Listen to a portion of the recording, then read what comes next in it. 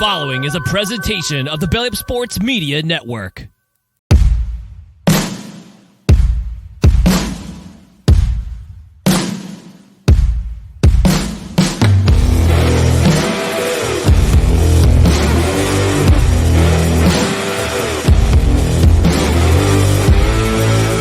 Well, no, what I'm saying is someone's still going to win, and it might be weak. If just I know half the field, if just about half the field is playing badly, with golf, you can easily say, "Oh, the course must be hard. They're all playing bad." You know what I mean? It all kind of comes back to earth a little bit.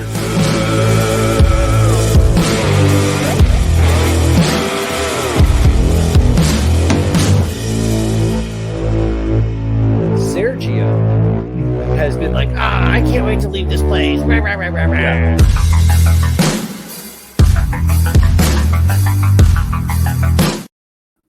And good evening, everyone. Welcome to another episode of Divots and Pivots. This is episode 2 of the new second season, and we do have a special guest joining us at some point later, so stick around for that. Should be good.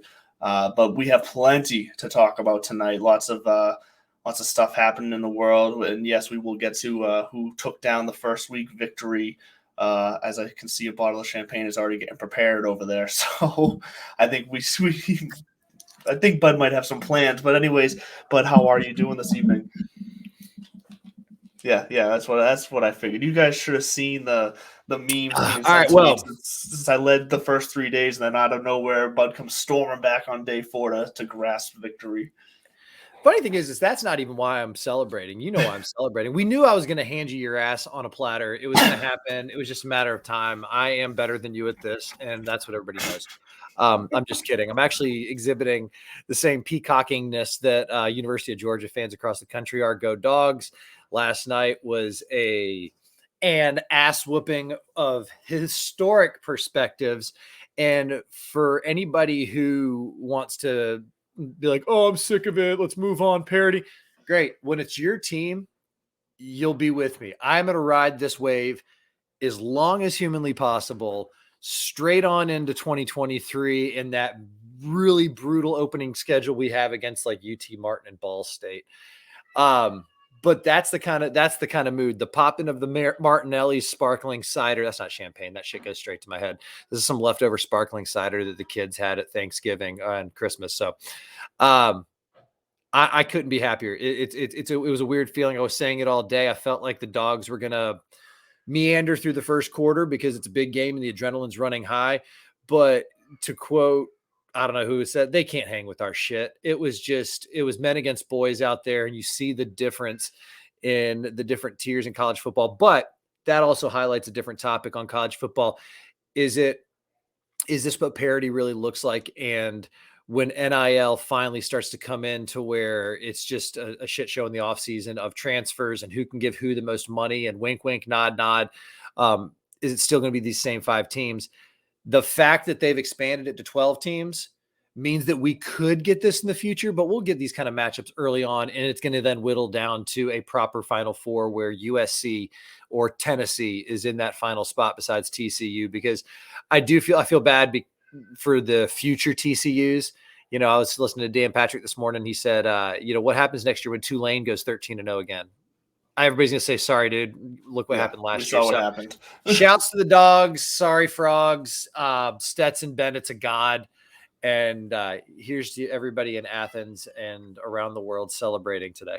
Well, I saw something interesting someone posted on Twitter, because my initial thought when I saw the final score, because I, like everyone else, stopped watching that game.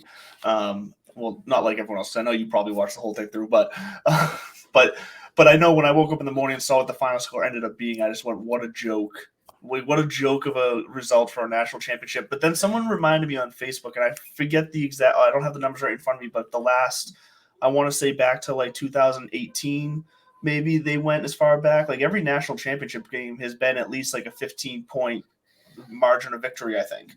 So like, except for once again, thanks for bringing up old shit. Except for once again, Tua 2nd and 26. Ask any Alabama or SEC, what does 2nd and 26 mean to you? Sure. And they'll start tearing up. But the point I'm trying to make is it's not like the national championship games have actually been pretty lopsided for a little while now. So it's not like, yes, this was outrageously lopsided, but it's not like this was the one out of every other game being, overtime down to the last play, something like that. No, it's been pretty lopsided for a while. It's still, I think, the best. They're getting it better and better, and I think a 12-team playoff is the way to go. What they're about to do, not next year, but the following year. This is going to be the last year of a Final Four, and then it's going to move to 12 teams, and you're going to have the 5 major conferences, the highest ranked of the group of 5, and then you're going to have 6 at large. It's going to be another step in the right direction. I think the days of worrying about cheapening the tradition is over. Once the Rose Bowl finally caved and said, all right, let's just do what's best for everybody, you'll keep tradition. They'll figure out a way to let the Rose Bowl still get a nice product to put on display, but it's bigger than any individual game. Now it's such a moneymaker for everybody that it's that's what got them is scuttlebutt was that finally the powers that be said, all right, Rose Bowl committee, enough of this. You know what? You don't want to play ball? We'll just let your contract run out and then we'll just move forward without you. Because truth be told, if Jarrett Jones down there was like, excuse me, what? Yeah, we'll host the Cotton Bowl and whatever bowl you want to call it. Like it's fine. We'll do that. So I'm glad that it worked out the way it did, both for Georgia and for college football writ large. I can, by the way, completely can understand the haters who don't want the Dogs or to hear me talk about this shit, because when Alabama wins, I don't want to hear about it. When Ohio State wins, I don't hear about it, people spent 20 years not wanting to hear the Patriots talk, Patriot fans talk. And quick pivot, early pivot from college football. And this is actually kind of a hint at divot or pivot later on. We'll get into the actual divots or pivots. We can do it now and just wait while we wait on our guest anyways. But the number one for me would be, I saw a lot of this. By the way, I had the Pats making the playoffs. Remember early in the season, I said they're going to find a way to just fall ass backwards and meander their way into a wild card. Hey, we were close. It would have been a hell of a falling backwards end for sure. Two kick returns. Like that is like a professional. But special teams has been like their biggest downfall. Irrelevant. I saw a lot of chatter both internally and externally, including my own group chats and friends, and then also saw it through the Belly Up channels. Man, glad they lost. Didn't want to have any part of that postseason. You know what? And I said this soft as a fan, soft. People be like, man, glad they. And here's why. As a fan, you want your team to have a shot. So to openly go in saying, no, don't, I'm scared of the postseason. Yeah. Why? These are professionals. And any of these guys lining up across from one another on any day I get the cheeky little, oh God, but who knows? Maybe that was it. It was like, it was going to be just a defense and special teams, obviously not freaking special teams. But it could have been just a defensive run through the playoffs. They weren't going to make it too far. They may have eked out but I do take umbrage with people who are saying didn't want them to win in the first place. You know what? So and here's what I found because I tried to be like that because I found myself in conversations with friends and family members and random people at the bar being like, you know what, they're not going to do anything in the playoffs. I want to make sure they realize they need to change something in the staff and the coaching staff. So losing would probably be better. So I don't care if they win. And the second the game would start, I found myself cheering for them because what else am I going to do? I'm a fan. I can't turn it off. So yeah. I was talking out of both sides of my mouth when it came to the subject. I do get it. It's people hedging. It's kind of like in the college football world. As soon as that second loss comes, when you're really out of the running, then you do start saying those crazy things like, "Shit, I hope we don't beat Tennessee next week because then if we don't beat Tennessee, then they can do this." And Florida's, you start saying crazy shit, and sometimes it's for draft. But I was poking every bear I could find of people saying "Glad we lost." I'm like, then that's just illogical to say. To square that circle. So it was fun. Yeah. I do think that they would not have won the Super Bowl at all. But but look how big the new NFL playoff system is. It's already it's getting criticized too, right? 14 teams. Is it what do you think? Divot or pivot on the new NFL? We got 14 teams, one bye. What do you think about the new NFL playoff format? I'll say divot on it because I think it's fine. Right now, if they go bigger than this, that's where I think we lose it. But I think right here, I'm all right with only one team getting a bye, and that's where I love that. I think this could be the happy medium because only one team gets awarded that bye week. I think it makes it obviously more of an advantage to be that one team. So yeah, I'm a divot on the playoff schedule. I am perfectly fine with it. It doesn't need to go any bigger, and I don't feel the need to go back to the way it was to make it smaller. So the NFL is all right in my books at this moment when it comes to the playoffs. I agree. Now, if you want to talk about playoff matchups, this weekend is actually going to suck. Talk to me, Goose. The matchups this weekend are just obviously I've been on tunnel vision between prepping for the Sony Open in Hawaii, which this is a fantasy golf show. We will get to golf. Yes, There's plenty of golf to talk about, including the ass whooping I handed Andrew. Yeah, brought it up. It wasn't even an ass whooping. You got to calm yourself down. I got a peek. I can't even tell you how I won. I was writing a concession article about. And then you looked at the score and went, "Shit, I won." I did. I absolutely did. The title of the article was "Losing Sucks," and I was prepping. I was speaking of hedging. I was prepping for a Georgia loss and a loss to you, and I was kind of like that was going to be the whole mantra. And then all of a sudden, what do you know? I mean, but you know what, Andrew? Some people are just born winners, and I happen to be those people. Yeah, look here. It's. I'm just kidding. Talk to me about this weekend. So here's the thing about this weekend. I may have oversold it. It's not that it's going to suck. I just don't think there's going to be quite as many great games as we would hope for. The Saturday games are all right. Well, it really depends on which Jacksonville team we get in the Chargers. And same thing with the Chargers. Honestly, both of them could show up and do nothing because that's been their MO. They're inconsistent. Both of them could show up and it could be a great game. We just don't know. Seahawks and 49ers is kind of the same deal. We'll see if Geno Smith and the offense continues to surprise. At least Seattle and 49ers has some sort of shall I say, those are, again, to use a college analogy, those are kind of blue chip programs or traditionally powerhouse. That's so when you hear Seattle and San Francisco, traditionally you're like, ooh, that's a fun game because they hate each other back in the day. With the Chargers and the Jags, I think if there were rewards given out, because if you're not watching this, you're watching the Golden Globes, and we're gonna get to that in a second. That game is most likely to end in a tie, period. And I know when people would be like, well, no, it's a playoff game. It can't end in a tie. No, if you told me Jags and Chargers, I'd say tie. Just because, going straight off of the very shallow stigma around the team, which I'm going to skip Sunday for a minute. I want you to go to Sunday. But Monday night, they think they have this marquee matchup with Brady against the star. They do. Yeah. I mean, it's a great story. Could be because the Cowboys kind of flopped last week, and I know the Bucks did too, but they also sat a bunch of the guys at the end, and we've seen that they can turn it on at times. We'll just see if they're able to. Like the Bucks could sneak out a win there. I'm not going to rule that out. That one will make it good to watch. Never underestimate Dallas' ability to F it up. I mean, since Jimmy and Troy left, they seem to always kind of Romo something around this time of year. So look for that performance too. But then we get the Vikings and Giants at 4:30 on Sunday, who, in my opinion, are just two fake teams this year. Like I know their records are their records, but I feel like the way they got them, they're not as good as their records say. And then the poor Dolphins, who are just injury ridden right now, having to go up against the Bills. The Dolphins, the Jets last week. Like that, what I think that final score was 11-6 or something. It was just an absolute ugly awful nightmare. It was a high school baseball That's going to be a snooze fest because the Bills are just going to trounce them. Mike McCarthy sounds like, he sounds like the guy at Best Buy who's letting you know that there's nothing he can do. The warranty's run out. You should have done the extended warranty. I understand this sucks. I heard his press conference earlier talking about Tua, and you would think, and again, to steal some other talk radio I heard today, and that's what made it did sound like he was talking about preseason. Yeah. Like, what do you mean you hope he gets some reps in this week?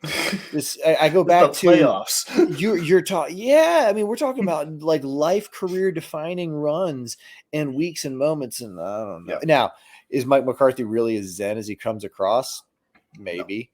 No. But I doubt it. But those guys, I think Bill Belichick's the closest thing to zen. Are you trying to say Mike McDaniels, not Mike McCarthy? Thank you, Mike McDaniels. That's what I thought. I was waiting for. I have the Green Bay dude in my brain. Mike McDaniels. Yeah. Where the fuck is Mike McCarthy? I think he might still be on the Dallas staff. Actually, I'm honestly not 100% sure. He might still be on the Dallas staff. I just can't help that Mike McDaniels. Thank you very much for that. Don't at me, people. Remember, I'm the golf guy on this show. Mike McDaniels kind of looks like Rodrigo Blankenship's brother, and he just talks Right, like a he really. kind of does. He does, and he just talks like a really sad customer service rep. Well, So let's yeah, quickly, before we get too far into divots and pivots here, please. not the name of the show, but into our divots and pivots. I do want to quickly wrap up the winner. We already said you won. I Yes. lost week 1. It was close. It was 636. You wrote down 601. I thought DraftKings said I scored like 605. So we'll check that. But unless they might have did an adjustment, maybe, I don't know. But either way, low 600s for me. So Bud is up. So we're gonna keep track of total points on the year. We're going to keep track of most weekly wins on the year. And we're going to keep track of the highest week on the year as, at least for now, kind of 3 separate bets.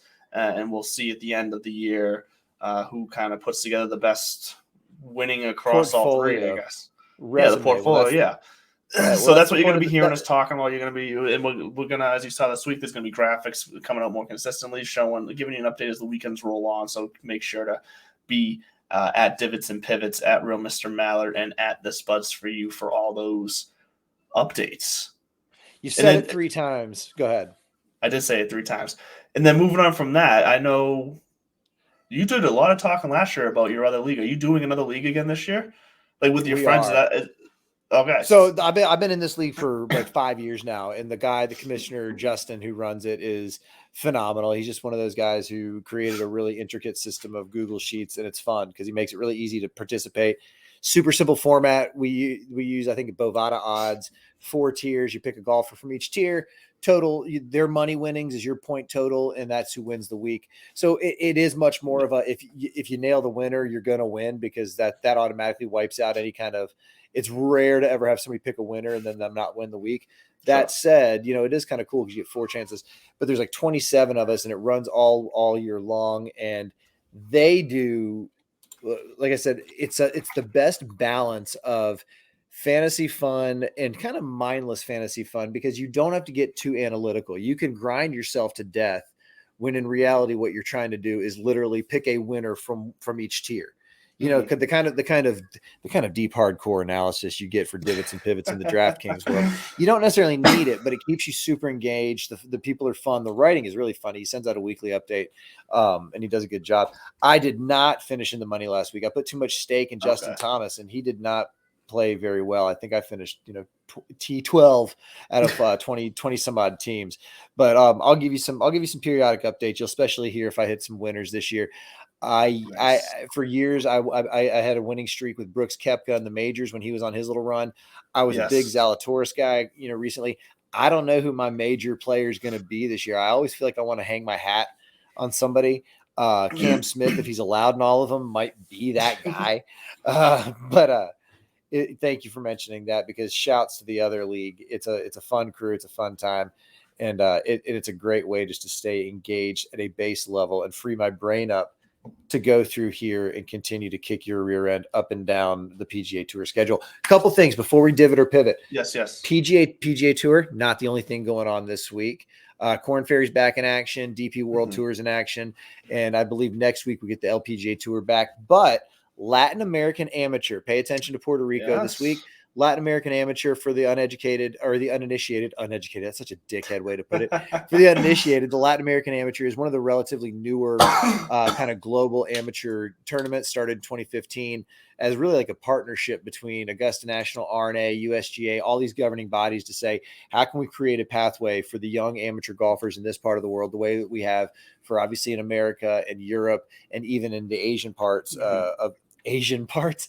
over in Asia with the Asian Pacific tours and those amateur events. So it's kind of it's a fun way to watch, and it's bringing some more focus to golf in that part of the world.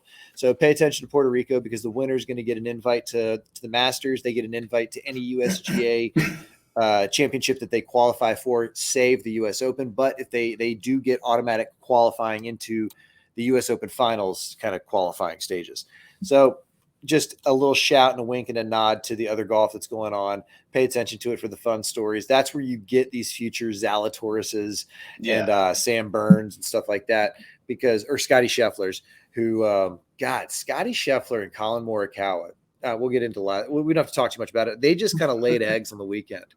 I did. If you roll back the tape, I said John Rahm. If you're gonna, his form is good. He was runner up last year, and sure enough, he found magic in a bottle on Sunday, and he was able to kind of a very uncharacteristic mistake from Colin Morikawa, but it wasn't. He was ranked triple digits in almost every major category statistically until this week. So to see him kind of falter a little towards the end, I don't think it's anything more indicative than it's early. But if he shows up like he was hitting the ball, he's gonna be a scary guy to watch. We don't have a ton of people to watch this week in Sony, but but beyond that. But before we get into this week in fantasy, TWIF. I'm working on that.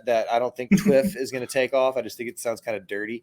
Yeah. But divot or pivot time. There are some things in the world I wanted to get your take on. And since we're talking about the Sony Open and stuff, Hawaii, divot or pivot on the state of Hawaii. You go first. I don't want to piss off the Aloha crowd. So you just mean in general, or like just my overall thoughts on it, kind of thing, like. Yes. What is Hawaii? Okay. I didn't know if you were looking for like an angle on it. Yeah, no. So my opinions on Hawaii is that I've never been, so I don't know anything more than what I've seen on TV, what I've heard. So I don't personally know, but from what I've been able to tell, people seem very nice. Everything seems super expensive. Not convinced it would be worth the travel for me to go. So I guess I'm a pivot on it. Nicest pivot I've ever heard in my life, but I agree with you. Run fast from it. Shit's overpriced. I feel like it's stuck in 1957. And quite frankly, you could probably get a similar experience in Puerto Rico for I'm not getting paid by the Tourism Bureau of Puerto Rico or anything like that. That's where, again, the Latin American Open. Now from a golf standpoint, though, totally a divot for Hawaii golf on the PGA Tour. The Hawaii swing is a fantastic way to start the year because we get low scores, we get lots of scoring. We're sitting here up here in the snow watching golf on the weekends of beautiful palm trees, nice weather, t-shirts. So I do agree that I like the historical aspect. I like the historical aspect of starting the year off out in Hawaii, but they're not going to get a dime of my money. Award shows. If you're not watching this, you're watching the Golden Globes. What do you think? And I will say, I got to put a caveat out there because you got a big fat awards trophy over your shoulder hanging up on the wall with that champion's belt. So I don't know if this is an easy one or not, but how do you feel about award shows? Divot or pivot? Pivot. Award shows annoy the hell out of me. I don't think I think I'm trying to think of like the last time I sat down and purposely to watch an award show, and I'm thinking it must have been like when I was in high school to watch like the MTV Awards or something, like the VMAs or something like that. And even then, no, I'm good without them. I just think there's so much. It's boring. I'm all about awards and recognition, and I think award shows are outdated and useless. I'm a hard pivot on award shows, any and all of them. I'll take all the awards and accolades. If I get nominated, I will accept on behalf of anyone. I'll do so graciously. That said, I think they're a relic of old times back in the day where you had to wait and get everybody into one place at one time to share information.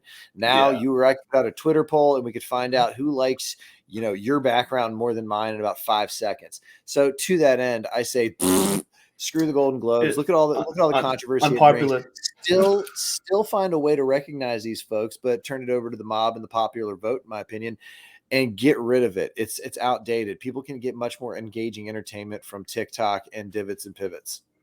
The unpopular comparison and take care for award shows is award shows are like weddings. The women like the ceremony because they like to get dressed up and be around other dressed up people, but everyone's really going for the after party. And that's what the award show scene has become. The celebrities they don't go for the show itself. They don't give a shit about that. They just want to get their award, go backstage, and they shoot off to the after party. Definitely not our crowd. But we wouldn't turn down an invite to an after party, any of them. Last but certainly not least, I alluded to it earlier, and I didn't use the word on purpose because I wanted to get your take on this, and I heard a lot about it. People describing Colin Morikawa as a collapse. Divot or pivot on the collapse label to Colin Morikawa? I think for this week, I think it's somewhat fair. Just because of the way he finished that round 3, he went on that crazy birdie streak. He was up 6 strokes. And considering the scoring that was out there for round 4, I mean, John Rahm went 10 under to win. I mean, just about everybody was like 4, 5, 6 under. Morikawa went 1 under. And that's just when there's that much scoring on the course and you were leading the tournament by 6 strokes, there's no excuse to not win. in my I put this opinion. out. I put this out there originally trying to be contrarian and say no. No, he totally collapsed. At one point, his lead was up to 9. And to Yeah. use a college football, analogy, that's like a team saying like, "Yeah, but we scored 4 times in the first quarter." Well, when the fourth quarter, when everybody else was, so I get what you're saying. I think it's fair. I think you can dig in. Here's the thing: a guy like Morikawa, it's not gonna affect him. It's gonna No. embolden him. I don't think we're gonna see him go away. That's why I I think it's a wake want to up be call. clear that for this week I said it was like, and then the past is the past now. I feel. I don't think it Yeah. embodies him as a player. I don't think that's like a trait of his now or anything. I think he just had a moment. Yeah, exactly. But Colin Morikawa's collapse does make me think it's time to go to tea time, a little bit of golf talk, strictly golf talk. And speaking of collapses, greatest collapses of all time. I mean, okay, if you I go know by you're going to hit me numbers, with some old ones here because I know there's been some gems. I mean, there's really only one that sticks out to me, and there's heartbreak all over the place. But the one that sticks out to me, aside from Morikawa, by the numbers, 9-shot lead and the whole bit, Yeah. like, come on, dude, Yeah. you gotta like That you doesn't said, happen you're often. you're not at Shinnecock waiting on you effed up the single, in some years, the single easiest scoring hole on the PGA Tour, and on par 5, and your opponent goes driver 9-iron and makes an eagle, like right there. It's kind of like, yeah, you're outmatched. That said, Colin Morikawa for president. I think he's gonna President's Cup. I think he's gonna President's do Cup. great things for us. Greg Norman, 1996. See, Do I thought you you? might be going to either that. I knew that was going to be like a top 3 that you might go to. I want to know. I want to know what was on your brain first. So the way I obviously know of a lot of the older ones, but I was trying to think of one that I witnessed on TV, like that I was aware of at the Yeah. time, because those when you're around for a collapse, it just feels different when you're watching it. For me, the Mickelson in 06, the U.S. Open, just not that 18th hole, just where he just ripped that driver, and he was there, and that's like. That's really, Mr. Second Place at the U.S. Open. He just never seemed to be able to get over it, and then that just kept it going. And that was a heartbreaker for that. I mean, shit. Think of Mito Pereira or Mito Mito. Oh, don't hit it in the water. Yeah. Speaking of recent collapse, and I don't see that as a collapse any more so. I see now, but with Phil, and this is kind of where I'm getting at with Phil, is kind of the Mito. I don't know if I would call that a collapse. I'm splicing hairs at this point because it's not like it was an overwhelming, over the top coronation that just fell down. Like True. Mito, obviously ball in the water, and the guy behind him had to make a solid number just to win. So it was very. We're talking Greg Norman at Augusta National going into the final round at a 6-shot lead, and it really did. I think even early, he had it up to 7. And I remember watching that, and my heart kind of went out to him at the time because he was, I would say, well, no, we still feel this way with Rory. Like Rory doesn't have a Masters, and there's something about that.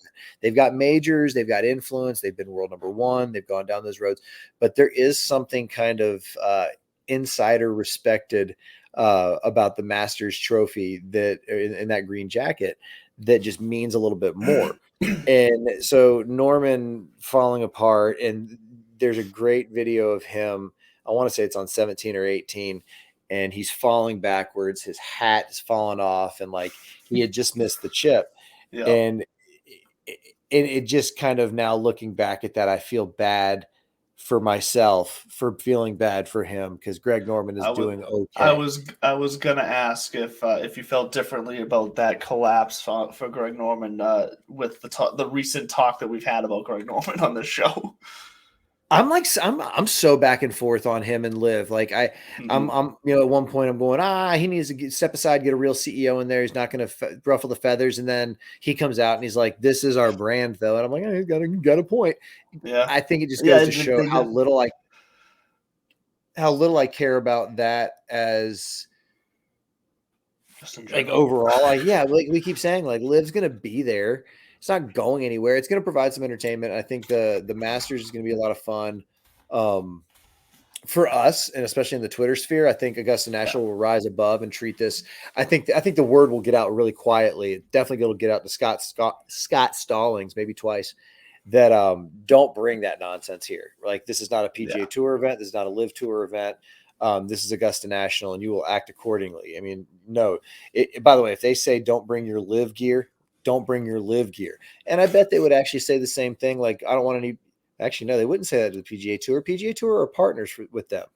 So I don't know. Maybe it will be a little bit like a high school cafeteria. We'll see, I guess. Sorry, I still can't shake this. Dying over there. Is this our last show? What do you mean? You sound like you're dying. I don't know.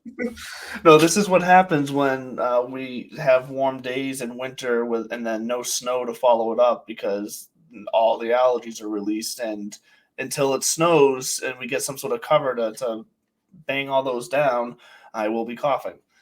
And it's annoying as all hell because no one wants to be around me because they think I'm sick, and I'm not. Listen, it's just a tickle in my throat that pisses me off. I'll be a tickle in your throat. Oh, all right, Jesus. one more piece of kind of off fantasy news that I saw out there in the golf world. Pinehurst. Pinehurst, I saw number this. 1, 2, 3, 4, 5, 6, 7, 8, 9 is finally building Pinehurst number 10. Okay, so you say finally. When is enough? Or are you cool with it? I think this will be it. I think 10 is the number. I really thought they would have stopped at 9. Although if they go to 10, maybe they'll just finish off the back 9 and build 18 courses. Who knows? If I truth gun to my head, if you could say, where would you like to buy? If I win the Mega Millions tomorrow, the Mega Millions. I sound like such an old dude. Win the lottery tomorrow. Pinehurst is a golfer's, paradise. Pinehurst, but Pinehurst for different reasons, and they're relocating the World Golf Hall of Fame there. It really is going to grow even more and more. Tom Doak is going to be building that 10th. Tom Doak, great name. He also is redoing or redid the Renaissance over in Scotland, and then at the same time, he has a connection with the course that we're at this week, Waialae Country Club out in Hawaii, originally a Seth Rayner track. But what the heck? All right, sorry. Seth Rayner track. Seth Rayner also did Chicago Golf Club. And also, here's a fun fact. Seth Rayner did Waialae Country Club and locally Dedham. That's right. Dedham Golf and Polo Club here in Massachusetts. One of the Seth Rayner tracks that you can see. But Waialae is where they are this week. It got a facelift from Tom Doak a few years ago. It is 7,000 yards from the championship tees. It's a country club again, so we're talking about an accessible course for these guys. The difference being last week, wide open fairways, bomb it and walk away, big elevation changes. This is 7,000 yards, pretty flat. I think there's only I don't even think there's much of any, like 50 feet in some places, but I was reading the numbers because it's a country club for the locals that they even flip the front 9 and the back 9 so that you get the shots of the sunset during primetime coverage. So that it is kind of catered to that entertainment, let's go see who can go low out there. But at the same time, it is a little narrower.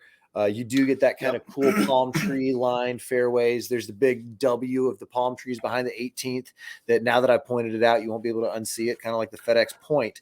But it is another week where the guys are gonna be able to get after this course and go low.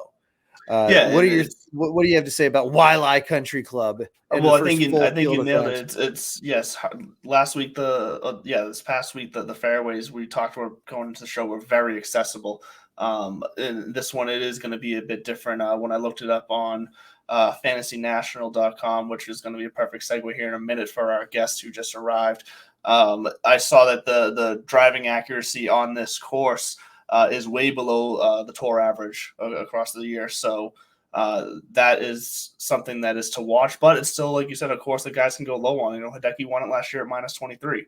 I said minus 23 under. That sounded weird. 23 under. We won't ban you. So it's still accessible. There's still going to be some points. So we're going to have some fun this week again. And on that note, let's bring in our guest here because we're just going to start talking DFS Fantasy Now. And what a better guy to have in than the Moose himself from fantasynational.com. Welcome to Divots and Pivots. Hey, thanks so much for having me, guys. Appreciate it. No Hopefully problem. I didn't keep you guys too long. Oh, no, you can't. If there's please. one thing we can do, it's fill time with random banter. Oh, I should say if there's one thing Bud can do. oh yeah. Well, that's And great. I did notice just right now, but picked his wardrobe quite fittingly this evening.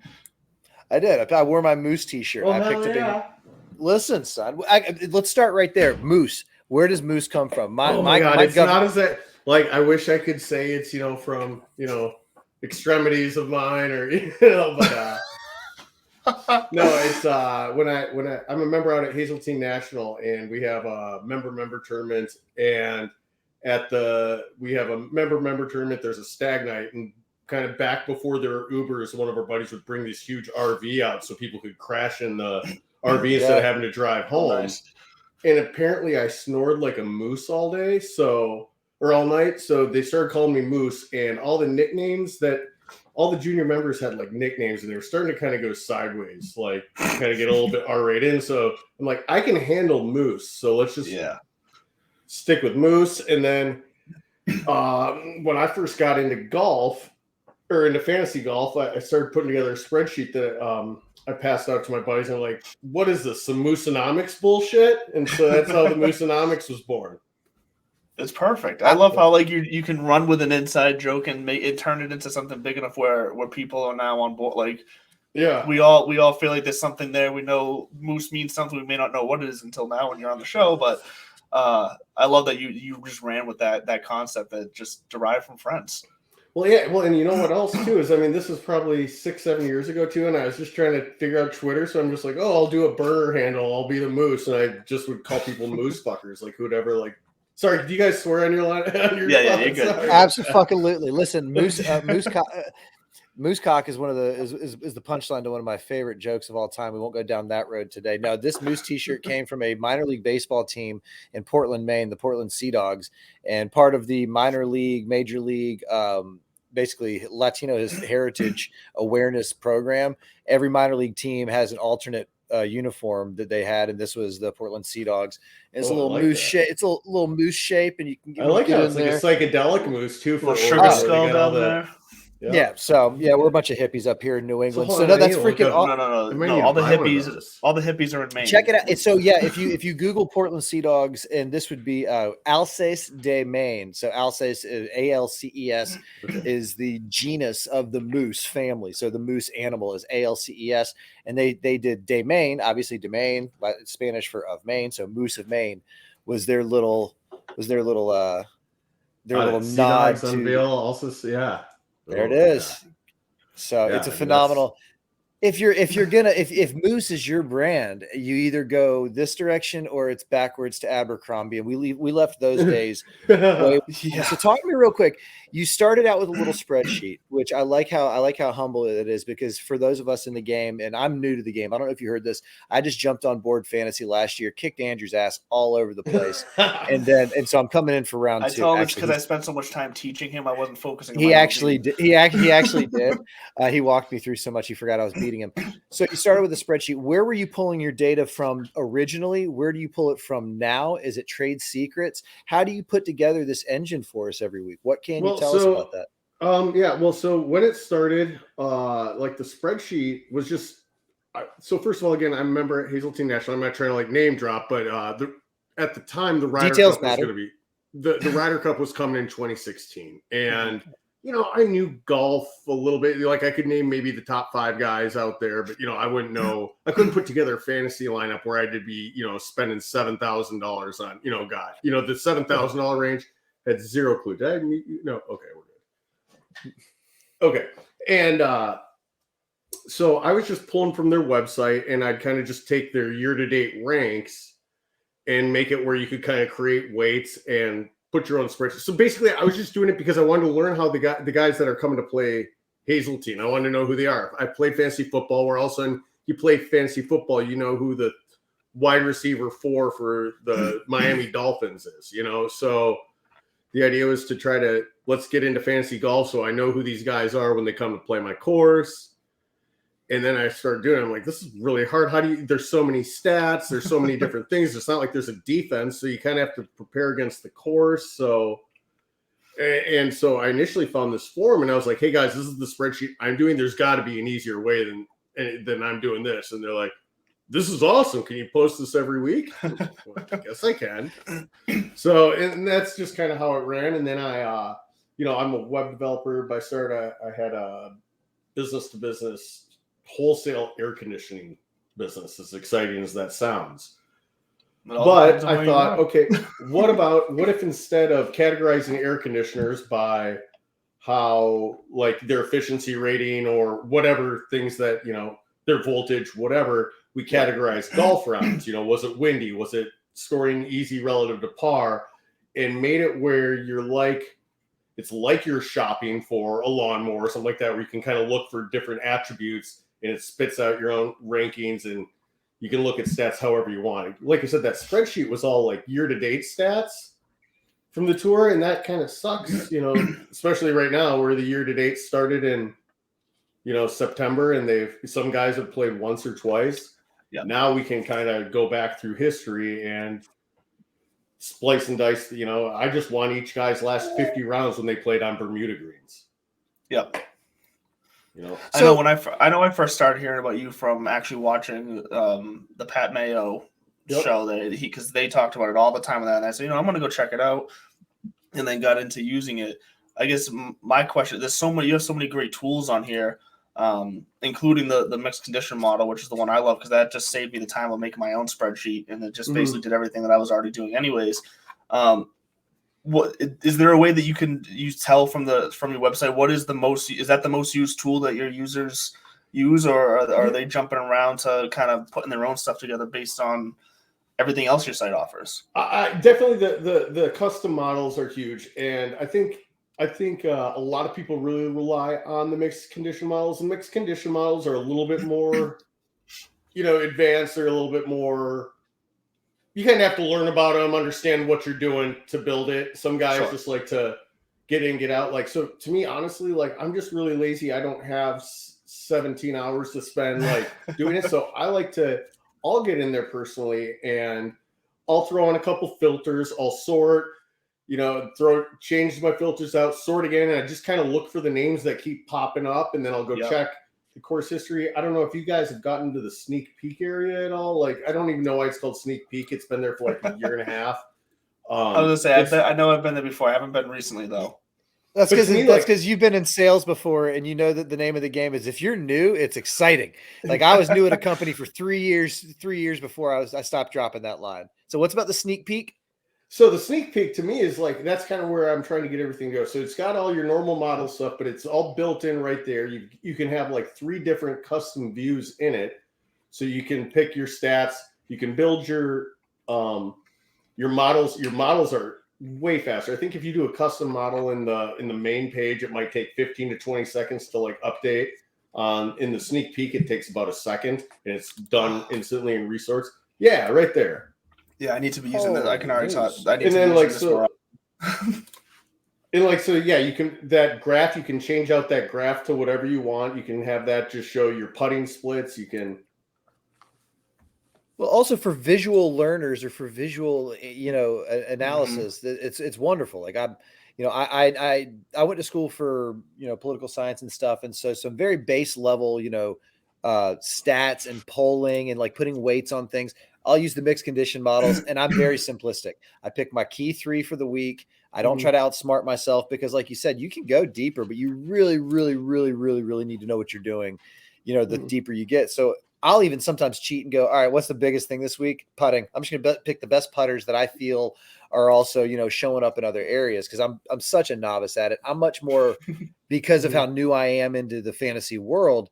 I'm like a old school baseball scout who's just now going, all right, Moneyball, I'm all about it. Teach me. Like I've not surrendered. I never put up a fight against it, but this is my introduction is this level of analysis. And so I go back to, when you're putting this stuff together, where are you just pulling your sources from? Like what the PGA Tour puts out? Where else are you pulling this? Have you pulled so many times? Like you have your own database now because from doing this enough that is also put into. Okay, exactly. So and now we have an official agreement with the tour where they're sending us the files at the end of the tournaments, recompiling them. A lot of the stuff like green speeds, that's information they provide. They'll track their stimp meter, but instead of me listing out the different stimps, I'm just saying, okay, fast, medium, slow, because you don't need to get that. You'll lose people with too much detail sometimes. Well, absolutely. And you also lose sample size. You know what I mean? If you're just only looking for times that it's 11.5, well, you know what? 11.5, 11, 12, you know what I mean? That's all kind of right in that that range. Let's not just look for exactly 11.5. You know, a half a foot's not going to make the world of difference, you know. Hey, now half a foot makes all the difference. I walked right into that one, didn't I? Zing, zing. No, but you make a good point where, and I said, I think I alluded to it earlier, where you get too granular and it does. I mean, in the statistics world, what you're talking about is, are you actually moving the needle, or are you still within that same margin of effectiveness, or whatever phrase you want to use, to say, is there a difference when you take all these other things into consideration between 11 and 11.5 and even 12? Probably not. Once you get up to that 10, 11, 12, that's what you're kind of saying is like, when you can't get too close to it. Otherwise you lose it altogether.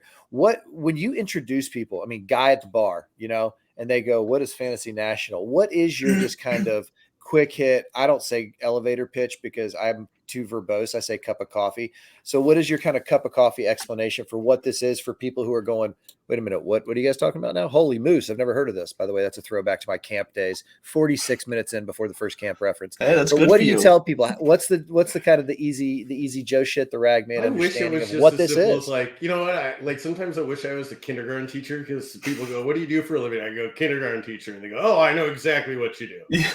So, I was a kindergarten teacher. I taught kindergarten PE was my first job. Best job in the world. And I know exactly what that is. You know what I mean? That's awesome.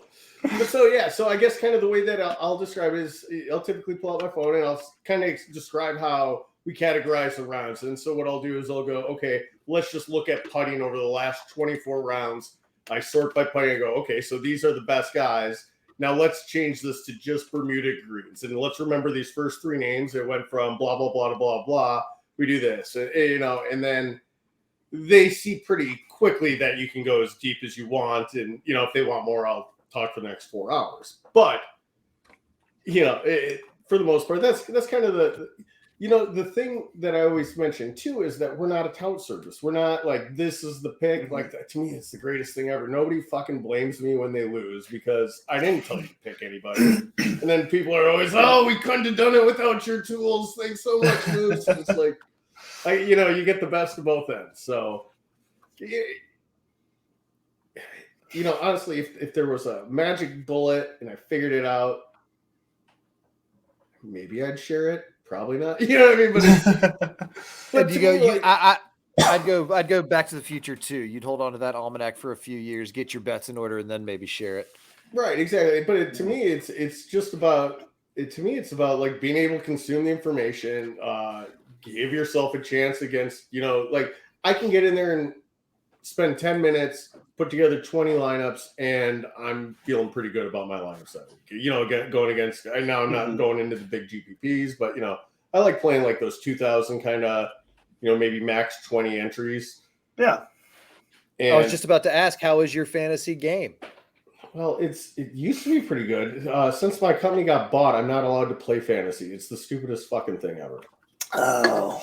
So, which is why I've been kind of dark on Twitter. It's like I don't want to talk about it if I'm not putting my money behind it. But it's the stupidest it's the stupidest fucking thing. Like, if we're swearing here, it's like, please. Like, the company that purchased us also has a fantasy product that nobody uses, and they don't even offer a golf product.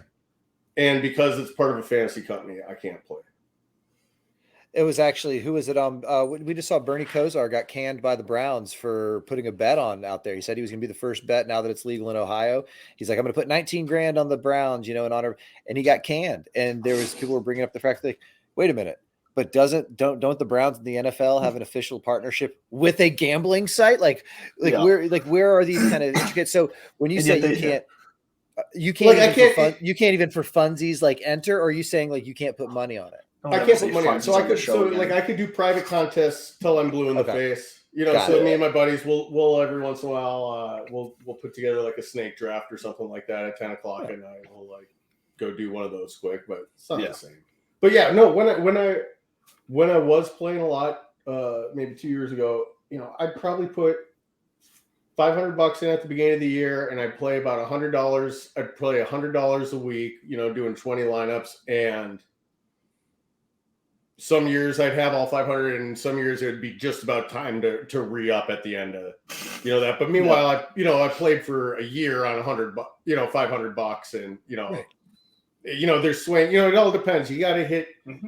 My philosophy with it always was like you want to just tread water. Week to week. Keep the bad weeks kind of minimal, and then hope that you get those couple weeks where you just hit it and you like win it all, and then that really propels you for the next.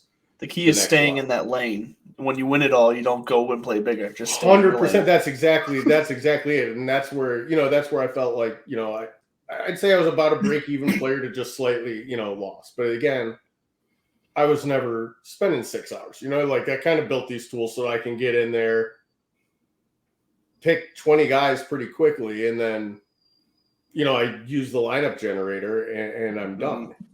So in our part of the world, in New England, you're just basically saying you wanted to work smarter, smarter, not harder. Smarter, yeah. They would say that's exactly smarter, not harder. So what about this? What about real golf? We talk about fantasy. How's the real game? Are we stick? Well, I live in Minnesota. So where are you guys at, by the way? Andrew, you lead it off. I'm in southern New Hampshire. Bud here is in northern Mass. Okay, so you guys are northern Mass. I'm in Salem, Massachusetts, baby. Which city, USA? Ooh, but I grew up western Mass. But I grew up in Florida. Eastern Florida, in Jacksonville and Tallahassee. So I'm the golf bum, the golf kid, playing year round. So you were just about to say, well, I live in Minnesota. When I relocated from Florida to Maine years ago in 2013, that was the first shock to my system. Was like, wait a minute, how many months until I can see the ground again? So what's the golf game looking like for you right now? And then peak Moose form. Right now, like if I'm going to get out and play, I don't really give two shits about my score. Like, I'll get out, and we have a TrackMan up at the club. We have a couple TrackMans that you can just hop on a simulator, which is, I don't ever like go and play a simulator 9. Like I'll set up on the range and I'll like work on something there. Sure.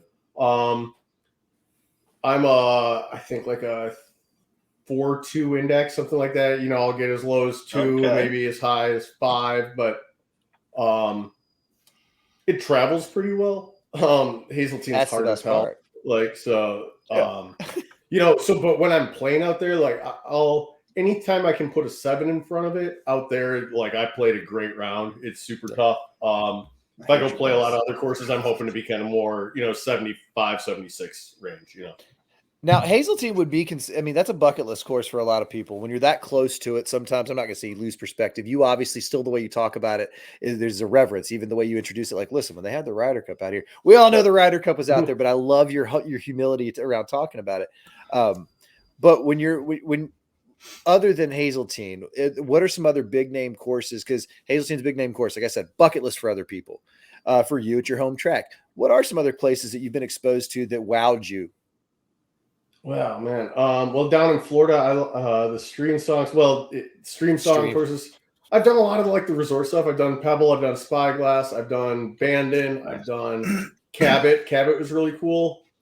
I mean, if you're in Canada, I'd do it. If you're not, like it's a really long way to get there. Where is that? Is that Nova Banff? Scotia? No. Other part. Okay, that's up our way though.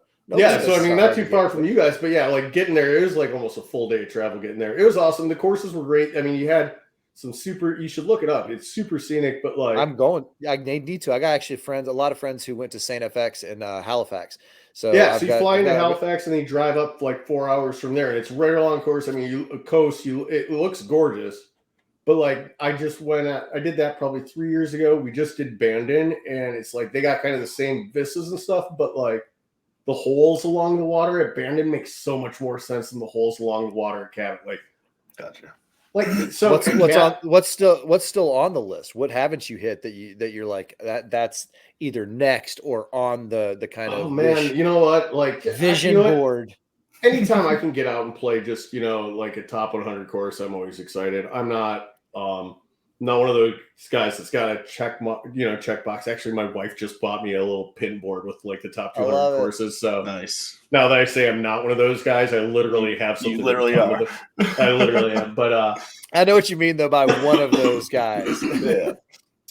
Yeah, well, I mean, like I got a bunch of guys at the club that's like, oh, I've played 85 of the top 100. And it's like, well, great. You know what I mean? Like, that's awesome. I don't, it's just not something that I'm a golf purist. Again, I grew up in North Florida around the game.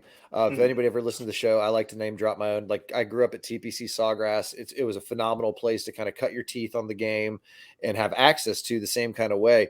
But at the same time, I'm with you. I'll go play anywhere. I'll go in my backyard and hit a freaking golf ball. I'm a junkie for the game.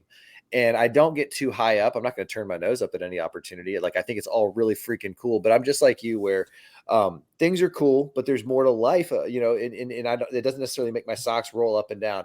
I would love to play the top 100. And my brother-in-law is friends with a dude who's played like 90 something of the top 100 as well. But the way he presents it and talks about it is not like what you were saying. Is although there's people. Well, when I was at Stream Song Red, or it's like it is cool because it is a fun game, and golf is. We are fortunate enough to have a hobby and a passion that is surrounded by some of this beautiful scenery in the world, and we all go out there and we basically want to kill ourselves afterwards. But really, what brings us back to it and keeps us connected is stuff like fantasy golf and products like Fantasy National Golf Club. If there's anything, what do people need to do to get on this side of the conversation? Because some of our friends who might be listening to this are like, what the hell is Fantasy National? Is that where they play the Masters? So what would anybody need to do? How simple is it? Okay, you go up, you sign up fantasynational.com. We got all kinds of different price plans. We got a week if you just want to test it out. I mean, I'd say if you like, let's say your friends are just going to be into it for the Masters. Tell them to sign up for Fantasy National, do a 1 week, the week before the Masters comes out so they can kind of get the lay of the land and then use that to help them make their picks. It's not going to make their picks for them, but it's just going to give them more information than they would otherwise when they just circle random names on their pool that they're in. Well, it's a great point you made too, because even your lineup generator that you have on your site, it still goes off of the information that you input. It doesn't just spit out off of a bunch of other stuff. You still have to do the work on your site, which I think is nice. Yeah. Well, one thing about the lineup generator that a lot of people don't really know is actually the lineup generator is pretty dumb. I'll be the first. No, but because you know what? It's like if it was an optimizer, we have so many people. If what we did was optimize, everybody would get spit out the same lineups. Yes. So what we're doing is we say you pick your player pool, and then we're going to try to make your lineups as diverse as possible so that you don't have 6 different, if you have 20 different lineups and 6 of them have the same 3 guys on them and one of those guys go down, a third of your lineups are out the door. Yeah, so your lineup generates more of an exposure controller. Yeah, so it's like as soon as it adds 1, if you've got a lineup with 6 guys on it and we're going to build the new one, first of all, it's going to say, okay, well, I think it'll allow you to it'll pick the first random guy there. And then as soon as it grabs another one, we'll go, hold on, do we have any other lineups that have these 2 guys together already? Oh, nope. So this guy's good. And then it keeps doing that all the way down so that it's trying to... It saves the human from themselves. Yeah, I mean, do you know how many times if you build it by hand and all of a sudden you realize that, oh my gosh, I just put Spieth and whoever, because the way that the pricing works, you could also start fitting so much. Does that mean it just disappeared? I mean, Moose, though, but what do you mean? If I see the same people in my lineup 17 times, that just means I'm right. And then I just go with that. That is if they all go off, God bless you, but you're probably better off throwing $20 in a super factor. Exactly. You know what I mean? I was being tongue in cheek. Yeah, no, I know that. But that's just it's that confirmation bias. Yeah, if you're putting them in there that many times, well, why don't you go put instead of doing DFS where you're going to be lucky to get a 50% increase on the week, why don't you go just bet the guy outright and get 24-1 on it, or whatever that number is. Well, I will say, because I know Andrew's got to land this flight pretty soon. I will say from everybody on the North Shore and the folks in my other league, muchas gracias for you introducing Moneyball into the layperson's hands. And so thank you so much. And we really appreciate you spending some time with us, letting us see behind the curtain. And hopefully we'll run across you again in the future. Yeah, thanks. It's a pleasure being on here. And speaking of peeking, this sneak peek is my new favorite tool on here. I've just been staring at the whole time you've been talking because there's so much. It puts everything right in one spot instead of on 3 different tabs on my internet bar, my browser bar. So Well, and then when you really got some time, go mess with the designer because you can do whatever you want there. And so I that's- saw that, and that looked dangerous to do live on the show, so I closed it real fast. smart thinking. But yeah, no, this is great. Yeah, definitely go over, check out fantasynational.com. Super user friendly. It'll be straightforward, like Moose said. Sign up, pick your package, and give it a go because it'll. We're not gonna say it's gonna guarantee you make money, but it's gonna help you understand the game better and be better at your picks. And have more fun making the picks. And you'll have more fun, exactly, because you're gonna know what you're talking about. And that's the key. But look, I know we didn't get to me and Bud's picks, but you know what? We will put those out shortly here after the show. If not tomorrow morning, they'll definitely be out. I got to do some more homework. I'm gonna tell you right now. Don't promise after the show. After talking to Moose, I got to go back. I got to do some rejiggering. Look for the picks early tomorrow morning. I saw your face light up when he said lineup generator. You jumped to your computer so fast. I just wanted to see where this stuff is. I'm a wonk.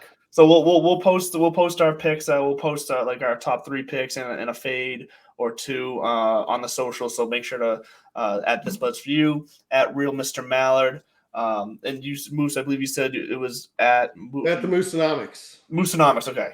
At the Mooseonomics. So go over and check that out. Like it's once again, fantasynational.com is the site.